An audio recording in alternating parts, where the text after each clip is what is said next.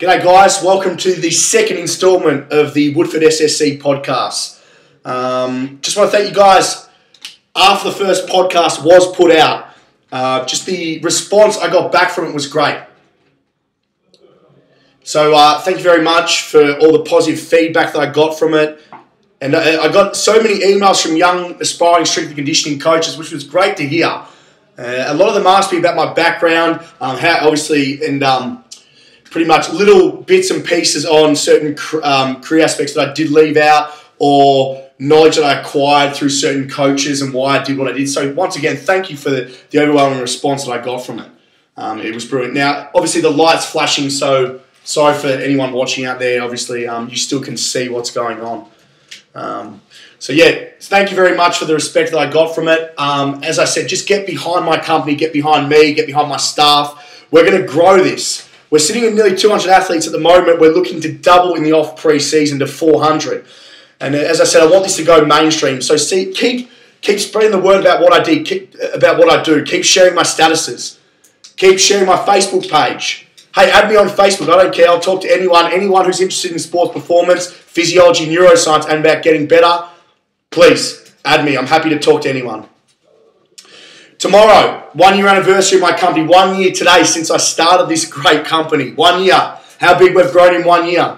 If I had thought back to a year ago, to when I first started this, I would never ever think that it'd get to this big. Never ever. I've got a massive announcement tomorrow. 2 massive announcements actually. The first one's to do with a supplier coming on board as a partner. Now, if you look at what I wear most of the time, that gives you a hint there. It's a big multi-billion-dollar company, biggest in the States, bigger than Nike, bigger than Adidas. They're coming on board.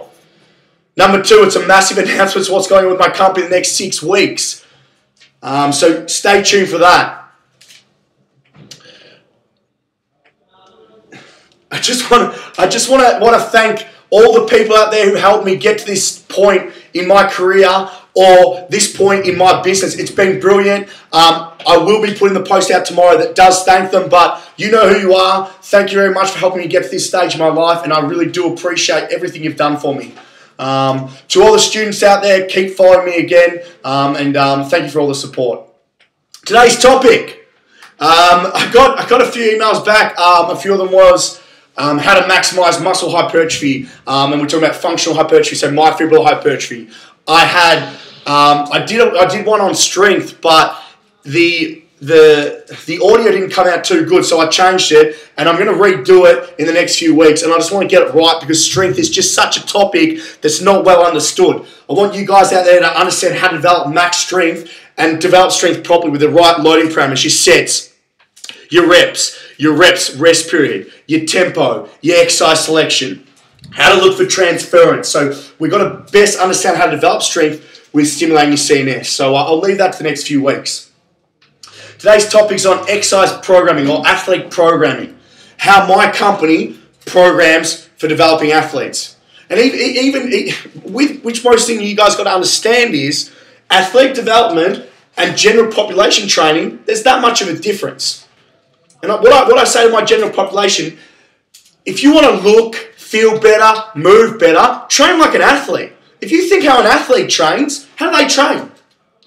Big, compound, multi-joint, multi-planar, ground-based movements, training what we call a kinetic chain, which is study of muscle activation patterns or study of forces. Okay, and they train their post chain, they train their glute hamstring, they train big muscle groups, recruiting a lot of muscle, challenging their nervous system, expending a lot of calories, creating a high EPOC response, expending calories up to 24 to 48 hours post-exercise. So you're pretty much becoming a fat-burning machine. Remember, more muscle, less fat. More muscle, high metabolism, less fat. It's just a domino effect. So I just want you to bear in mind here. Now, understand this. If you've got any questions, please email me because there's not one size fucking fits all approach. Fuck me. The amount of times I've heard people talk about, shit, I've got a program here, this program here, so it's not a program, but this program here, I use it and I increased my bench press by 20%. I increased my squat by 30% in the first month. Just because it fucking worked for you doesn't mean it's going to work for him. Cookie cutter programs do not work. Just because it worked for him, fuck, it ain't going to work for you. Remember that. The amount of times I hear this, it pisses me off. I go to a fucking gym, an average fucking gym, with retarded trainers, and the amount of times I hear a trainer say, hey man, use this program and work for him. It doesn't work. Always remember this. No two individuals are the same. No two sports have the same physiological demand. We adapt completely differently. Okay, so in terms of no two individuals are the same, no two individuals have exactly the same physiological makeup. Okay, when I talk about that, we're talking about muscle fiber composition. Are they more fast twitch or slow twitch dominant? What is their pennation angles, their biomechanical angles? What are their joint levers? That's what you've got to look at. So no two individuals are the same. So the first thing, before I even begin, there's no cookie cutter program. Individualization, most basic sports science principle, that's the key. Keep it individualized. Their training status, chronological age, somatotype, previous injury. This all comes together when we create a program. What is our physiological goal? No, hypertrophy is not a quality of strength. No matter what people tell you, you go to a normal gym, a glamour gym, that's all they train for. Hypertrophy. There's strength, there's max strength, there's power, there's reactive strength, there's elastic strength, there's strength endurance. These are qualities you've got to develop, and you need to understand physiological systems. The neuromuscular system is king. You've got to understand how to program for it. You've got to understand how to develop it. So, first of all, programming. How we program here at Woodford SSC. We keep it quite basic. Always remember, simplicity will win out. For the life of me, I don't understand when guys come to me, it's this over-volumized approach, because they go to the gym and they get told by a trainer to do 10 sets, and you see it all the time, like 5, 6 sets of 8 reps, 8 to 10 reps. There's more to life than doing 5 sets of 8 to 10 reps. Look outside the box. I see it all the time. A trainer, and you go to these big gyms, and we're training legs today. And this is what I see all the time. We're going to do a leg press, leg extension, lunges, hack squats. We do 1,000 exercises with no quality whatsoever and a huge amount of quantity. And what these people don't understand is most people can't train at that intensity for very long. Most of these people aren't nearly efficient. They're not efficient all in the way they move. And they can't control any movement. They drop through the negative. They can't drive up to the positive. They're doing so much volume work, the quality's out the door. 5 sets 8, 5 sets 8, 5 sets 8, 5 sets 8. And what they're doing is, with most people, especially when you do legs, they're very quad dominant. They don't do any hip dominant post chain work. So what happens is you're creating muscular imbalance between your anterior and posterior chain. So that's leading to a domino effect with running performance, jumping performance, pretty much functional performance. And I see it all the time. So one thing that I want to tell you guys is simplicity is key. Keep it simple. You don't have to do 1,000 exercises on one muscle group. Stop thinking like that. We're over-volumized as a nation. Just because 3 sets is good, hey, 5 must be better. That's a fucking load of shit. You don't have to do that. Keep it simplistic and you'll yield good results. Most people that come see me, I can get them to squat with really good technique and form and get their CNS to learn really good patterns, and they get stronger just through motor unit recruitment becoming more efficient. And your M1, which is in your frontal lobe, becoming more efficient at EC coupling, at activating and recruiting motor units. That's it. It's about efficiency, guys. It's not about being over-volumized. And that bodybuilding, and this is not to bag out bodybuilders, but it's killed the strength coach. Because the industry is so low to get into it, there's no fucking standard. Anyone can do it. And that's the big problem about it. So you don't have to do high volumes of work to yield good adaptation. A kid comes to me, I can get him bodyweight squat with really good technique and form and do 3 sets of 10 with a minute rest, and he gets stronger overnight. Always remember this. When you first start lifting weights, your window of improvement, and when I say window of improvement, your genetic ceiling of how far your strength case can go is huge. So you can squat with the bar and go, there's what we call a skill acquisition motor learning phase. That's where your nervous system learns the movement, the pattern. So there's always, it's kind of, remember, strength training is a skill. Like kicking a ball, jumping or running is a skill. Strength training is a skill. Remember that. So there's a motor learning phase. And that normally happens in the first 4 to 6 weeks of a novice undertaking a strength training program. So when an individual who first comes on and works with us they can't understand for the life of them why our quantity is so low. And when I talk about quantity, I'm talking about sets and reps. I mean, we might do an exercise selection. We might do an explosive movement to start, a lower body push, which is a double leg movement, a unilateral, which is a single leg movement, and core. And they can't get over it. Because we're so, in our society today, we're so over-volumized because all these programs out on the online, because I feel sorry for you guys out there because there's so much shit out there with supposed gurus who know fuck all about anything and they're shoving this shit down your throat. They don't give a fuck about you. All they care about is selling programs. And I'm sick to death of it. And this is why I started this whole company, was to break down stigmas. It's because I use evidence-based practice. I use a scientific approach. I come out and say, you don't need to do 1,000 exercises for one muscle group. If you can do one exercise with really good quality, high intensity effort, high quality movement, high level exertion, and you think about the movement, so you're engaging your CNS, you're going to get stronger. And that's why I'm breaking down stigmas. People come to us and like, oh, but my other personal trainer, my personal trainer told me to do 5 sets of 10 here, 5 sets of 10 on the leg extension, 5 sets of 10 leg curl, blah, blah, blah, blah, blah, blah, blah. All this volume work, and I come here and I do hardly anything, and they want to do more work. And what I say is, guys, it's quality, not quantity that counts. And always remember that. That's what's going to yield results. It's about progression, not the pump. It's about quality, not quantity. If you can do 3 sets of 8 with really good quality, I'll take that any day of the week for a novice over 7 sets of 8 crap reps. Technique is king. Remember that. So, programming, how we do it.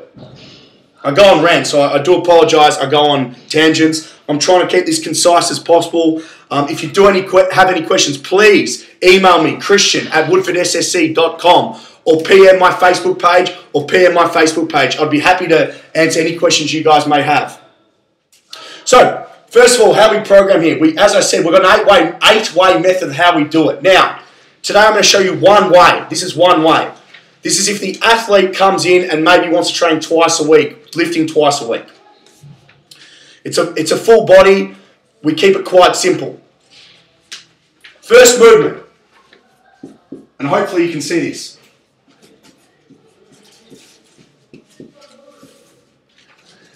Can you see that? Explosive. Our first movement is always explosive. I've got a saying that I use here. Compound before isolation. Large before small muscle groups. High velocity before slow velocity. High task complexity before low task complexity. That's how I program. That's how my company programs. Okay, that's the basis how I program. Now, for some reason, in these Cert 3 and 4 courses, we're teaching the opposite. We're teaching, train the individual, train the athlete, train the general pop person, train them like a bodybuilder. Split part, chest tries, back buys, legs, shoulders, abs. And you guys out there, sure you guys understand. You think a general population person wants to train like a fucking bodybuilder? Wants to stay in the gym for 2 hours at a time? Is that efficient? Is that time effective? Fuck no. Why do they do it? Lack of education. If you train your body as a unit, you're going to be a lot more efficient, you're going to expend a lot more calories, you're going to get better gains in a shorter time frame. So, first movement, explosive. The reason why we want to do an explosive movement first is, think about it this way. You want to do it when you're neurally refreshed and metabolically replenished. What I mean by that is, explosive movements have a high neural, high muscular load. So you want to be fresh when you do them. If you are fatigued or tired, what will happen, and what I've said all the time is, movement speed slows down because your nervous system's tired or taxed, and it's going to create what we call negative motor patterns and suboptimal adaptation. We want to make sure we maximize adaptation. Bar speed has to be quick. Obviously, there's 2 factors in power development, actual movement velocity versus intent to move explosively. Both are important, but you'd think you want to be fresh before you do explosive movement. Now, with power development, there's people think power development, there's only one way to develop power, unloaded. That's low load power development. Then you've got high load power development with your Olympic lifts, with loaded plyometric work as well. So we train, and I'll go into this in the strength section of when I do it. we want to train the entire force velocity curve. Now, the force velocity curve is just a curve that is just interplay between force output and speed of movement. The higher the force output, the slower the movement speed. The faster the movement speed, the lower the force output.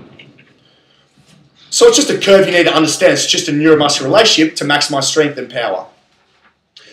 So always first movement that we do is an explosive movement. An example of an explosive movement could be an Olympic lifting, could be plyometric work, could be anything a combination of those. Could be med ball work, could be something like that. That's our first movement. Second movement. Once again, we're training the body as a unit, not in isolation. And this is something you guys will get your head around.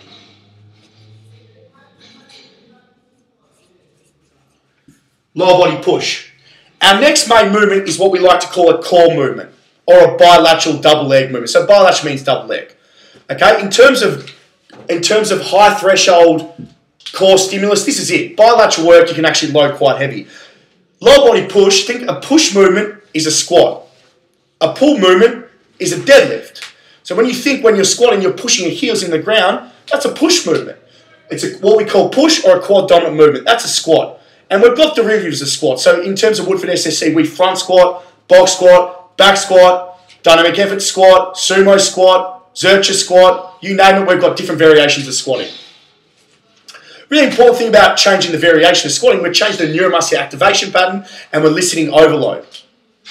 Okay, that's all we're doing. We're slightly changing a grip position, bar position, feet position, and that changes the neural recruitment pattern, and that elicits overload because you're placing a higher task complexity or a stress on the nervous system. And that's all training is. It's stimulus, adaptation, providing stress, allowing the rest of recovery, and your body increasing capacity. I've got quite an easy job, but people kind of get tied up in the complexities. Keep it simple, and you'll yield good results. Allow progression, adaptation, you get stronger.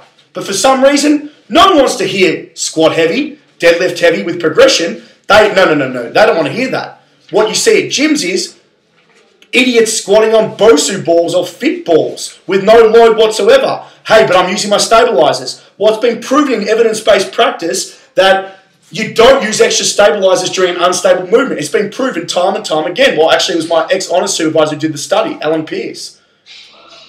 You don't get great activation. It's bullshit. So when someone says that, turn around and say, show me the evidence. We've got to start asking questions. Start asking questions to your personal trainers. Don't accept the status quo anymore. Start asking questions. Why we do what we do. Hey, you might be programming this. Why are you doing that? A good coach can always justify why he does what he does. This is my physiological goal. This is the reason why I'm doing this set, this rep, this weight, this tempo. Ask them why they do what they do. Get them to justify it. You're paying them money. I'm a results-based business.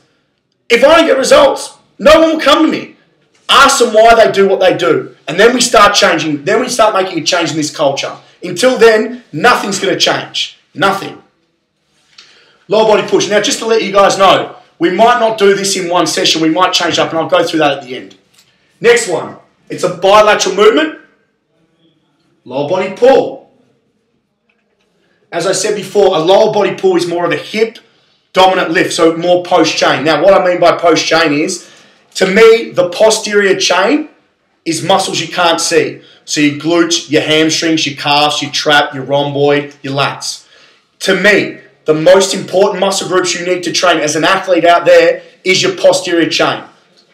If you want to jump higher, run quicker, change direction quicker, you have to train your post chain. Now, to me, your glutes of your post chain most important. It's the king. It's the power center. Learn to train your post chain, become an athlete. When I went to the States, actually Maryland University, first thing I noticed about their gridiron athletes, their butt. Big post chain, big butt, big hamstrings. That's their power center. That explosive hip extension, where you're recruiting your glutes and your hams concurrently, that's your power center. You need to learn how to recruit that. A lot of kids come to see me, no idea how to recruit your glutes. Really poor body awareness, no glute activation. They're dormant through their glutes because the nervous system hasn't learned that pathway to recruit their glutes. We've got to teach them how to activate and use their glutes. After 2 to 3 weeks, they're a lot quicker and they're going to jump higher because you're using your glutes. Lower body pull. It's a deadlifting movement. At Woodford SSC, we use different derivatives of a deadlift. Traditional deadlift, snatch grip deadlift, sumo stance deadlift, dynamic effort, deadlift, and they're the main ones we use. Now, in terms of both of these, we've got not only bilateral, but we've got unilateral movements that we use as well. So we sometimes chuck in single leg movements as well. Actually, every session we chuck in a single leg movement. The reason why we chuck in a single leg movement is a few reasons. One, when we play sport, it's an open and closed kinetic chain event. Remember, kinetic chain refers to muscle activation patterns or study of forces internal and external. When you run with 1 foot up, 1 foot down. You don't run with both feet on the ground. So a guy like Mike Boylan states hardly ever bilateral squats anyone or does any bilateral movement whatsoever, because his theory is when you play sport, you run with 1 foot up, 1 foot down. So you need to give your CNS a specific stimulus. Also, number two, some people might have what we call bilateral deficit, where the sum of both legs working together is less than when they work one at a time. So you might need to minimize that deficit. You might have a previous injury that you need to get stronger on one leg, not the other. That's why we do unilateral single leg work. So you got bilateral, unilateral. Next one. Horizontal push, horizontal pull. Now horizontal push, horizontal pull, this is both upper body, UB, upper body. A horizontal push is what we call a bench press. Remember, we're training in patterns. We don't train movements, not muscle groups. Train movements. That's a big thing you guys need to start to understand. Train movements, not muscle groups. We're training in movements. So horizontal push could be a bench press. Horizontal pull is like a rolling movement. The amount of kids that I see done too much bench press, they're anterior chain dominant. Once again, we need to keep a balance between anterior, posterior. Too much benching, what that means is they're very kyphotic, rolled shoulders. What we want to do with the retraction is pull them back a little bit. So if you look at my posture, I'm not too bad. I've done a lot of rowing work, so my upper back's quite developed. I would rather guys pull more than they push. I row more than I bench. My bench press is terrible. So all my mates out there, yes, I do have a terrible bench press, but yes, I can row okay. Horizontal push-pull. Next one, upper body, both of them. Vertical push, vertical pull. Okay, kind of like the upper body. Vertical push is an overhead press, vertical pull is a chin-up. Both really important movements. Okay, so once again, it's an upper body, it's just a vertical up, so we're training in movements, we're training in segments. Vertical push, shoulder press, vertical pull, chin up. Last movement that we do is a core movement. Now, the core, most overused word in the fitness industry today. Most overused word. What is the core?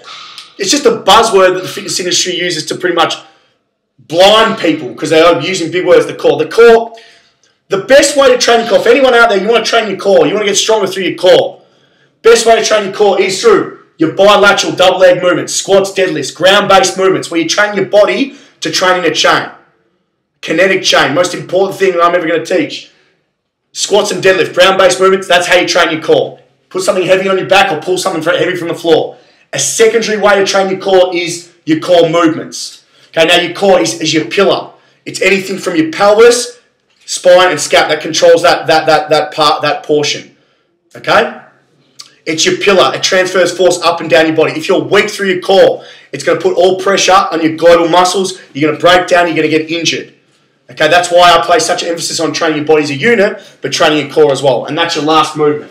So if you look at how many segments we've got 1, 2, 3, 4, 5, 6, 7, 8. And these are my 8 areas of programming that you must go over as a coach, as a trainer. These are the 8 areas you must use. Okay, now you don't have to use them every session. You might go, okay, I'll pick one explosive, I'll pick a lower body push, I might pick a horizontal push and a horizontal pull and a core. And then the next one you go a pull, a horizontal push, or whatever we did before with a vertical, and then you pick a core. So you just change it up. But if you can go these 8 areas and you program each 8 areas, you can't go wrong because you kept it simplistic and you kept it basic. Now, in terms of your loading parameters, that's for another lesson, that's for another blog or another podcast. But today, I just wanted to show you guys how Woodford SSC programs the 8 areas. the 8 movement patterns. Now, if you go over these 8 areas and you do them really well with progression, you're a good coach, you're a good trainer, you're a good strength coach. As long as you apply overload, you allow rest recovery, your athlete and your client's going to get stronger, they're going to lose body fat, they're going to gain lean muscle mass. Keep it simple and you'll see good improvement. Just running over how to finish it once again. Explosive, lower body push, which is a bilateral, lower body pull. Once again, bilateral, upper body horizontal push, horizontal pull, vertical push and call. Your 8 areas to athletic programming or just general population programming. Go to these 8 areas and you can't go wrong. Thanks guys for listening to my second podcast. I hope you guys got something out of it. If you've got any questions, Facebook me at the Woodford SSC Facebook page. Email me at christian@woodfordssc.com. If you'd like to sponsor my podcast, please email me, christian@woodfordssc.com. Other than that, guys, big announcement tomorrow, 1 year anniversary of Woodford SSC. Keep spreading my word. Please, if you're out there, you enjoy my videos, please share it. Tell your friends about what I do. We can't evoke change. We can't evoke change till we get people on our side. I'm getting people to think because I'm getting people to think outside the box because they go to a gym and they realize what their trainer's telling them is bullshit. It's completely wrong. They're just taking your money. They don't care about you. They've got no education. Share my posts. Tell people about what we do. Tell people what I do. Tell people what my company does. And that's how we evoke change because we're going to start to change it from the top up and people are going to realize what we're doing. If you're an aspiring strength coach out there, share my blog. It's going to open up more jobs. We are developing quick and we're going to go to developing in other areas. Other than that, guys, I've gone over time once again. Thank you very much for listening.